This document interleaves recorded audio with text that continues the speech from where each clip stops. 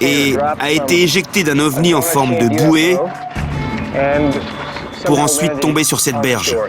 À 90 mètres de la rive, Ron tombe sur un objet en forme de L d'une longueur approximative de 35 cm et qui semble correspondre à la description.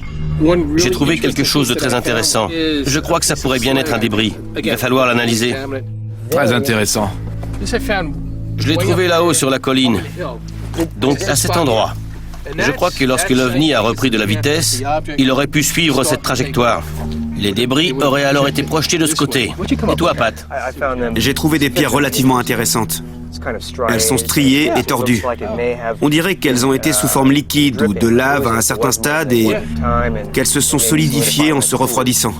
On a trouvé quelques débris sur la plage qui pourraient correspondre aux scories trouvées dans le Puget Sound. Des analyses en laboratoire vont confirmer ou infirmer cette hypothèse. On va aussi discuter avec George Hurley. Il est bien renseigné, il a parlé avec tous les gens qui habitent la région. Alors il connaît l'affaire sous toutes ses coutures, avec tous les détails qu'on ne peut pas apprendre en lisant simplement les documents. Le voilà qui arrive. C'est bien lui. Bonjour George, asseyez-vous. Merci, Bill. George Hurley est un chercheur en matière d'OVNI qui a élu domicile au nord de la côte Pacifique.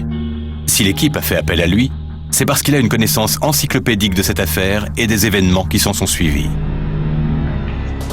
C'est la première fois que George Hurley parle publiquement de ses recherches concernant cette affaire. Un homme du nom d'Harold Dahl a vu 6 objets ressemblant à des bouées aplaties dans le ciel. Ils avaient un diamètre d'environ 30 mètres avec une ouverture centrale d'environ 7 mètres. L'un d'eux s'est mis à larguer une grande quantité de débris depuis l'ouverture centrale. Ces objets étaient, paraît-il, incandescents, car ils ont entendu les débris grésiller lorsqu'ils sont tombés dans l'eau. Certains débris ont atteint son bateau, son fils dont le bras a été fracturé, et son chien qui en est mort. Selon Hurley, l'armée de l'air a eu vent du témoignage d'Harold Dahl. 2 officiers du service des renseignements ont alors été assignés à la récupération des débris provenant de l'OVNI. Les officiers du service de renseignement de l'armée de l'air sont arrivés sur les lieux et on leur a remis une boîte contenant certains fragments. Ils ont montré un peu de réticence, mais ils ont fini par la prendre pour la ramener à la base. Alors le B-25 s'est envolé et a mis le cap sur où? Hamilton? La base aérienne d'Hamilton en Californie.